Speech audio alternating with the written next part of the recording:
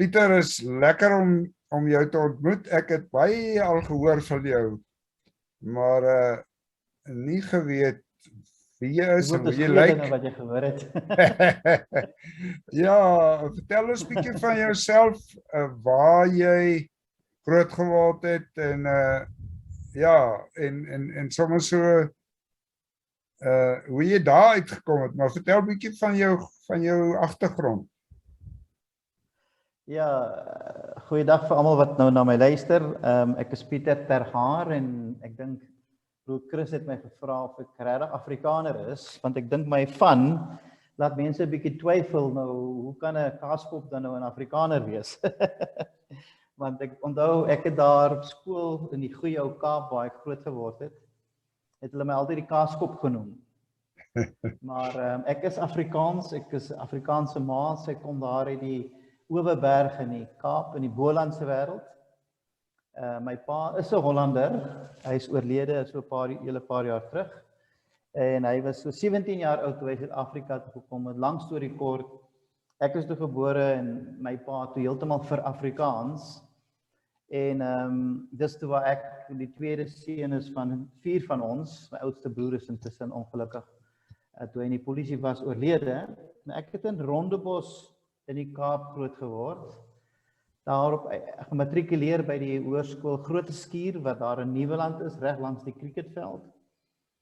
En in die NG Kerk gewees. Ek stop jou net, ek dink ons moet die kamera afsit, die bandwydte werk nie. Ek gaan myne stop en miskien moet jy jou nou ook stop, dan praat ons maar net op die klank. Ja, ek het myne ook nog gestop. Kan jy my nou beter hoor? Dis baie beter. Ja. So, sal ek maar van daar af verder gaan? Asseblief. Ja, so wat ek besig was om te sê is dat, op hoërskool het ek vreeslik baie weggedwaal van die Here af. Daar's een ding wat altyd by my gebly het, toe ek so met die katekisasieklasse bygewoon het, en eendag het een van my sonnaskoolonderwyseresse gesê, ons het daai kategese gedoen, en nie dat ek regtig daarin belang gestel het nie, maar my ma het my soort van gesê, kyk, as jy Sondagskool toe gaan en katekisasieklasse bywoon, kan jy dan regtig iewers kom in die lewe, en dit was by my moeder, my pa het nie eintlik kerk toe gegaan nie, en die sonnaskoolonderwyseres het eendag vir my gesê, wat is sonde in die katekisasieklas? En sy sê, sonde is om jou doel, God se doel vir jou lewe te mis. En weet jy, daai woorde het vir jare en jare by my gebly. Ja. Maar ek was definitief heeltemal ver van God af, ek het gerebelleer, ek het later, toe ek klaar gematrikuleer het, of terwyl ek die laaste jare matriek was, het ek bijvoorbeeld eendag so met dronkskool toe gegaan. En die hoof en die onderhoof het my hulle kantoor gehad, hulle het vir my huis toe gestuur, en dit was net voor die matriek eksamens in 1979. Nou, dit was vir my erg, want ek het nie besef my pa het my baie goeie pak slaag gee nie, en daai dae mag jy mos nog pak gegee het. En en toe gebeur het so dat ek later bekend staan as Pieter die dronkie by die skool. En dit is alright, ek het gevoel, ek drink en ek is gevang daaroor en ek is ver van God, so what? What's the big deal, soos Engels sal sê. En toe kry ek 'n geleentheid om my militêre diensplig te doen, en ek was toe gekies om dit in die vloot te doen. En ek het toe van daar af Saldanha Bay vir basies gegaan, en toe was ek die kering deurgekom vir 'n Suid-Afrikaanse vlootduiker. En Simonstad die kursus gedoen, en toe gekwalifiseer, toe stuur hulle vir my Durban toe. Daar aangekom ver van God af, ver van my familie af, het ek regtig baie dieper geval in my sonde en heeltemal weggedwaal van die kerk af. Ek het nooit meer kerk toe gegaan nie, ek wou niks te doen gehad het met Christene nie. En op een goeie dag toe gebeur dit so dat ek regtig voel maar hier's iets nie lekker in my lewe nie. Daar's iets kort, dit is soos 'n leemte in my ekskuus, ek gaan net my oorfone afhaal. Beter hoor. Kan jy dit nou kan jy my beter hoor? Nee. Ek hoor jou nou slegter. Hoor jy my nou sleg? Ek het dan Ja. probeer die ding ander ekskuus gou.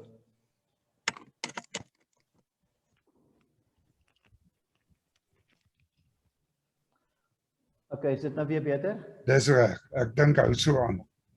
Ja, nee, ekskuus. So, wat gebeur het toe is ek het op daai punt gekom waar ek regtig soos ek gesê, daar was 'n leemte, daar's iets nie lekker in my lewe nie, want ek was heeltemal ver. Die vlootduikers is maar 'n klomp dronkies en 'n klomp boelikheidmakers en ons is het dinge gedoen waaroor ek vandag maar baie skaam is. En in hierdie toestand wat ek was, het dit toe gekom na 1 jaar, daar's 'n stadium wat ek amper in 'n duikongeluk amper oorlede was, dat ek in 'n ongeluk was en gelukkig het God my daar gespaar en toe het ek begin besef maar daar moet seker meer in die lewe wees. As om so doelloos rond te sweef in die wêreld. En op ou Kersaand en toevallig my verjaarsdag is op 25 Desember op Kersdag. Ja.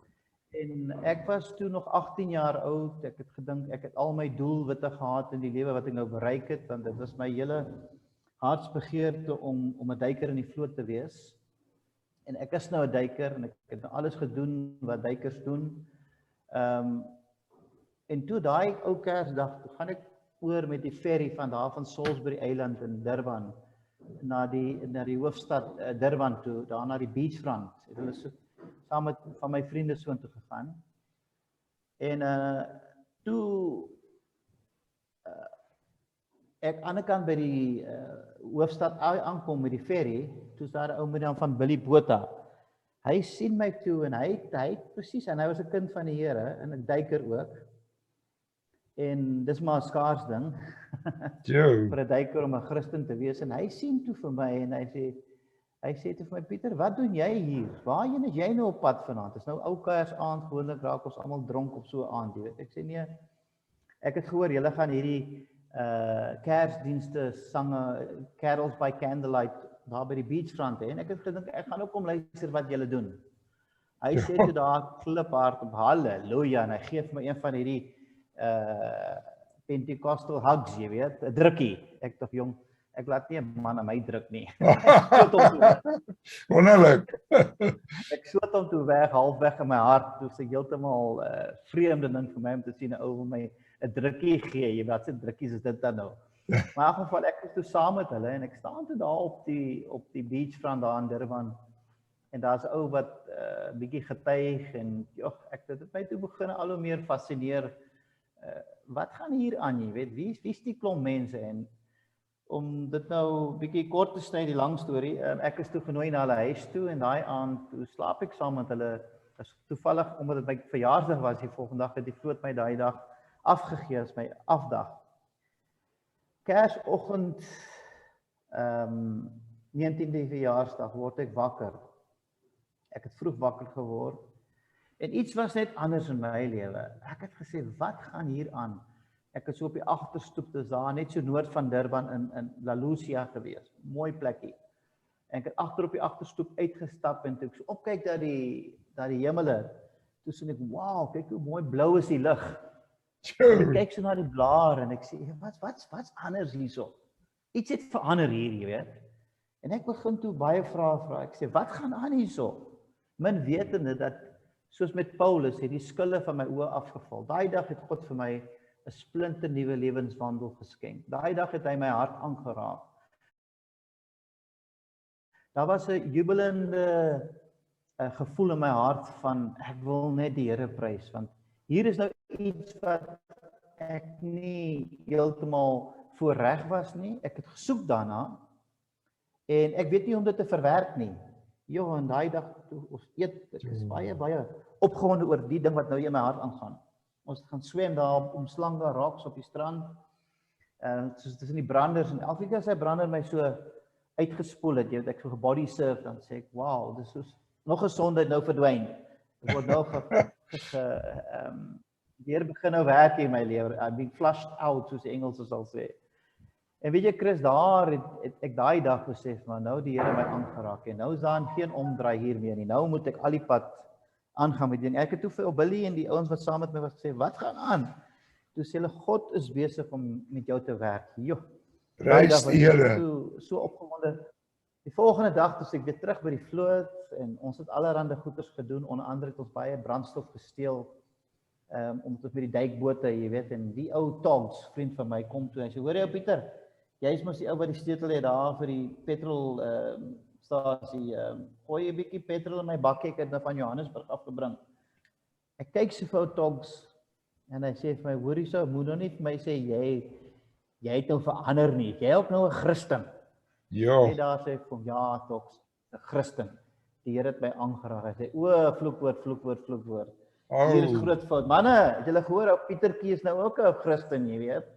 En van daai dag het hulle my vervolg, hulle het my uitgetar, hulle het my uitgevloek, hulle het my in die middel van die nag na hulle dranksessies waarvan ek altyd deel was, met water bo op my kom gooi en my heeltemal begin spot oor die feit dat ek die Here gedien het. Maar daar die Here toe vir my 'n saadjie kom plant in my hart en vir my kom wys wat hy kan doen met 'n wegloopkind. En soos ek die gesprek begin het vroeër, het ek genoem van sonde is om God se doel vir jou lewe te mis. Nou daar het ek dit gevind, daai dag het ek dit gevind, wat God se doel is. En ek het toe begin sê, okay Here, U het 'n doel vir my lewe, wat is dit, waarheen nou? Ek het nou geen klou nie, ek maak eers oor 'n jaar klaar met my diensplig, wat dan? En ek wou 'n kommersiële duiker geword het, en ek het 'n streep deur dit getrek. Ek gesê, nee, as God dit, as hy so 'n wegloopkind terug na die Vaderhuis kan nooi, en so my radikaal kan verander, sterk bekering, radikaal. Soos die Engelse sê, from the guttermost to the uttermost. prys die Here man, dit is so wonderlik. En daar het dit toe gebeur, en ek het begin elke dag net vroeg opstaan in die oggend, en Here se aangesig gesoek, Here, wat moet ek nou doen? Intussen is my ouer broer oorlede in die polisie, ek gaan vir 'n begrafnis Kaap toe, my hart is stikkend, en my ma, iemand vra toe voor my ma, vir my, nou Pieter, na diensplig, wat is jou plan? Nou, ek wou nie daar vir my met my ma deel, dat ek eintlik 'n roeping voel vir die sending nie. En toe antwoord ek maar so in 'n roundabout way, jy weet, en sy sê, o, daar het ek nou my tweede seun ook verloor. Van daar af het dit toe begin ontwikkel, ek het op my knieë gegaan, en daar's 'n klomp van ons wat toe in daai tydperk tot bekering gekom het. Ons is toe na 'n sendingstasie daar noord van Durban, met die naam van Jivanadi. Regtig, So sê ek daar. Ekskuus? Ek ken heelwat sendelinge wat so pad daar deur geloop het. Ja, ek weet, Ekskuus. Swanepoel is ook een van hulle, dink ek, ja. Ja, So, daar het toe as 'n 20-jarige jong man aangekom.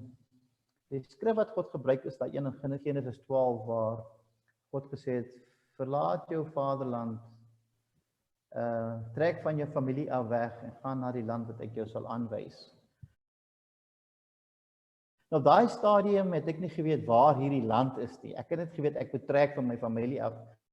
Ek onthou ek het so ou kewertjie, so grys Beetle gehad, en ek het daar by Silauris pas, of is dit nou die Tweeskloof pas, so in die aand gery Durban toe, nou om my sending roeping te begin, en ek het so teruggekyk na daai pragtige Kaapse Skiereiland, daar waar ek groot geword het vir 18 jaar.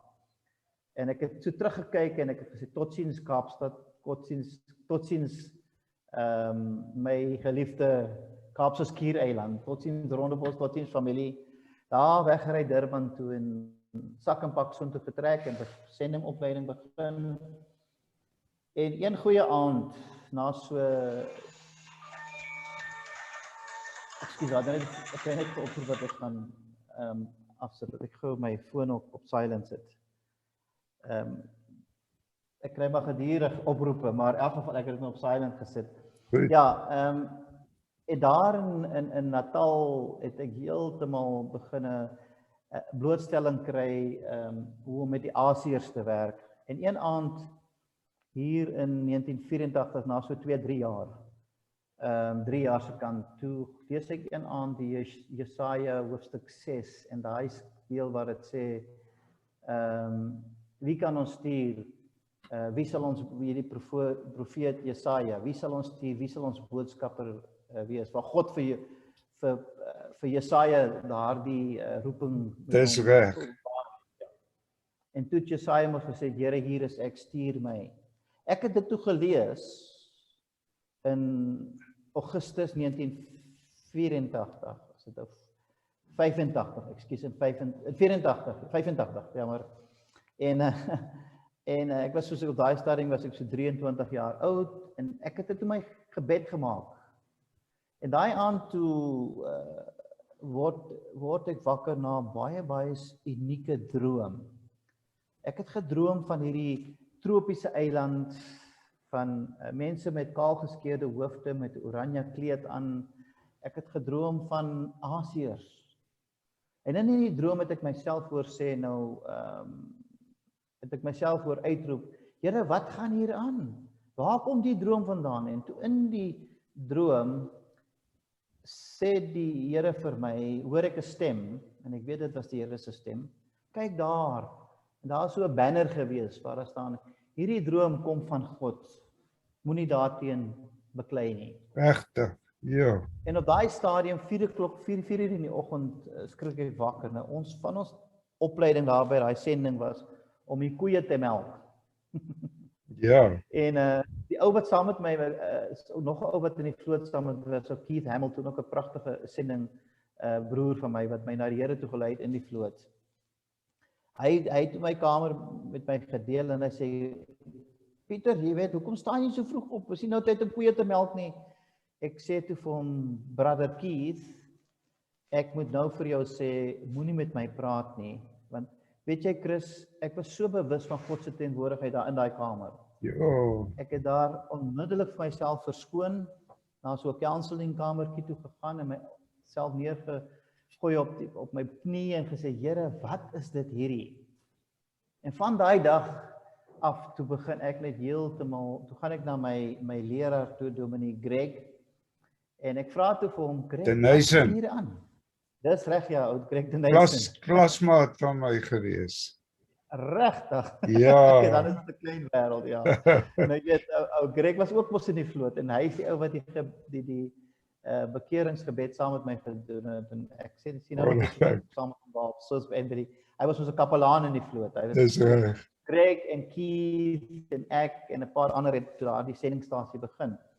In elk geval, en Perel de Beer en daai klomp, wat ook onder Indiërs gewerk het, en jy weet, toe ek vir Greg sê, en ek vertel hom toe in detail van hierdie droom, toe sê hy, maar weet jy waar hy plek is? Dis Sri Lanka daai. Ek sê vir hom, Greg, ek verstaan nie mooi nie, waar is Sri Lanka?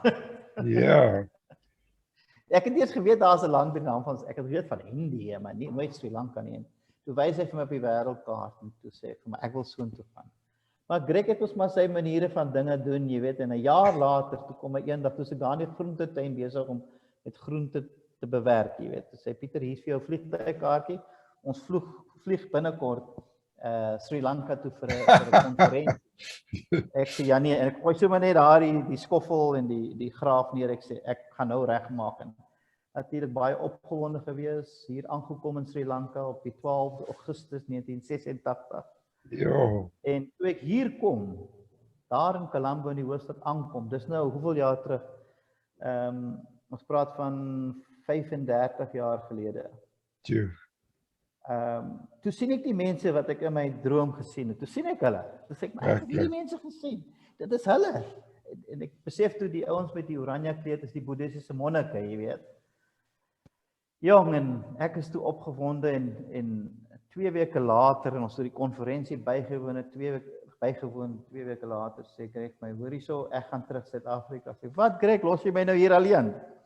Ja nee, jy het ons gesê die Here roep jou hiernatoe, sterkte broer. Hy het my letterlik net daar gelos, maar met dit, soos ek sê, Greg het maar sy manier van dinge doen, het die Here het ook maar geweet. Ek het die roeping, ek is besig met God se doel vir my lewe, En daar het ek, dit was, ek het maar, hoeveel is dit? Ek dink so 500 roepies, so R40 'n maand beskikbaar gehad, R40. Was dan maar baie meer werd as wat dit vandag is, maar met R40 'n maand het ek hier in Sri Lanka oorleef. Ek het maar by mense gebly en toe stuur hulle my Singapore toe, want ek kan nie met 'n militêre en met 'n sending agtergrond aansoek doen vir 'n werkspermit hier nie. Dit is heeltemal 'n zero kans gewees. Toe stuur hulle my gaan ek dit Singapore toe om daar so 'n bietjie maatskaplike werk te swat, so 'n diploma vir 1 jaar met probleemkinders te werk. Ja. En daar aangekom toe kon ek nou nie my studiegeld betaal nie. Want dit is altyd te laat daar aangekom en ek was gereeld in die prinsipaal se kantoor en dan moes ek by die sekretaresse gepraat het en sê, Peter, you're late, the principal wants to meet you again. En eendag roep hy my ook in sy kantoor en toe sê, ek is alweer in die moeilikheid, wat nou? Toe sê, well, Pieter, ons het besluit om, ons het 'n complimentary kaartjie gekry uit die Filipynse eilande uit, om 1 student te kies om daar te gaan werk vir, kom ons sê, 'n jaar. Sy opleiding daar te doen. En raai wat, ons het jou gekies. Wonderlik. Ou wat altyd in die kantoor was vir die verkeerde redes, ek word gekies student wat hulle gaan subsidieer. En maar toe ek nog met daai groen mamba paspoort rondgereis, jy weet, die Suid-Afrikaanse paspoort. Ja. Wat nie welkom was, ek praat van die apartheid daar, né? Ja. Kom ek by die Filipynse ambassade aan, toe sê hulle, daar's nie 'n manier wat ons jou 'n visum kan gee nie. Maar omdat God groter is al die goeders en ek sê een ding, Chris, as God jou roep om iets te doen, the sky's the limit. Daar is niks wat tussen jou en daai roeping kan staan as jy gehoorsaam is aan daai roeping. En ek het vir Here gesê, wel Here, ek is bereid om te gaan en ek wil so graag gaan. En toe by die Here heeltemal vir my die deur oopgemaak. En ek gaan toe daarna heel gesukkel natuurlik, wat die minister van buitelandse sake of iemand persoonlik my visum moes goedkeur. Omdat ek 'n blanke Suid-Afrikaner is, was ons nie welkom in daai land nie. En toe ek by die ambassade aankom, toe sê hulle vir my, nee, o wêreld, dit het nog nooit voorheen gebeur wat nou hier gebeur. Maar anyway, ons was gesê om jou paspoort te stempel, totsiens. Toe ek op die vliegtuig kom, en ek was nou 'n paar keer op die vliegtuig waar hulle my afgehaal het van die vliegtuig af. Ja. 1 of 2 keer. Toe daar sit, toe kom dieselfde ou te sê, what are you doing here? Ek sê, look here, there's my visa. Wat gaan ek toe Filippyne toe, daar my kursus gedoen, teruggekom, vir rukkie teruggegaan Suid-Afrika toe en hier by 1989 weer permanent teruggekom hiernatoe. En dis nou al 23 jaar en tussen het ek getrou. Nou Louise, my vrou, is toe terug Suid-Afrika toe. Om eerlik te wees, het dinge nie baie goed gegaan met haar nie. Sy het 'n bietjie van 'n burn-out gehad. En sy is nou tans in Umhlanga of alweer Amanzimtoti in Durban. Ons het 2 pragtige dogters. En die een is nou in Spanje en die ander ene is in Suid-Afrika in Umhlanga Rocks by 'n plek waar sy haar graphic design graad doen. Sy maak nou in hierdie maand klaar en dit is goed. Wonderlik. Pieter, die tyd loop so vinnig. Ek wil nie graag die video te lank maak nie. Ek wil graag ek gaan jou ek het 'n verslaggie van jou gekry met jou werk wat jy doen. Ek gaan dit aanhaak aan hierdie video. As jy nie omgee nie. Nee, of aan, en dan hoef ons nou nie in detail oor jou werk nou tans daar te praat nie. Ek sal graag wil hoor, wat is jou belewenis van ondersteunende gemeentes? Hoe beleef jy betrokkenheid? Beleef jy dat kerke jou verstaan? Wat beteken dit vir jou? Wil jy 'n bietjie daaroor iets vertel? Ja, die interessante ding is, ek is baie reguit hieroor, is nie ver van die kerk, die gemeente wat nou by betrokke geraak het onlangs in die laaste paar maande, Witbank Suid, né? Ja. Dis reg. Dominee Kosie Stander van Ja. Benoni Benjamin Ja, in Benoni. hy is intussen oorlede, né? Ja nee, ek weet dit. Hy is 'n dierbare. Hy Pragtig. was my eerste ondersteuner gewees nou bo en behalwe by Juvenadi het ek maar hoenders met 'n hoenderboerdery begin en die eiers wat hulle verkoop het gestuur. Dit het my gehelp so 'n bietjie gehelp met my studiefondse wat ek nodig gehad het in Singapore, maar toe Benoni Benjamin die eerste gemeente wat my ondersteun het en ek daai stadium ek was hier vir 8 jaar alleen gewees en in daai tyd kon ek oorleef met die R3000 wat hulle my gestuur het. Toe het hulle probleme gehad en hulle het 3000 tot 1500 geraak en al vir 'n paar jaar is hulle nie meer betrokke by ons nie. Maar intussen is daar oom Japie Du Plessis. Ja, Daai naam is seker al bekende naam by jou. Wes-Transvaal. Wes-Transvaal, Delareyville. Nou, Dis reg. Japie was al reeds met ander gemeentes hier by die plaaslike Dutch Reformed Church wat intussen die Christian Reformed Church geword het. Was hy betrokke hier en ons het toe iewers het ons ontmoet en toe het ek eendag daar in Delareyville vir hom ontmoet en toe het oom Japie nou basies oorgeneem waar Kosie Stander voor hy oorlede is voordat hulle opgehou het om my te ondersteun. Nou oom Japie het toe 'n klomp gemeentes in die Wes-Transvaal onder andere Swaise Renike, Pissiesvlei,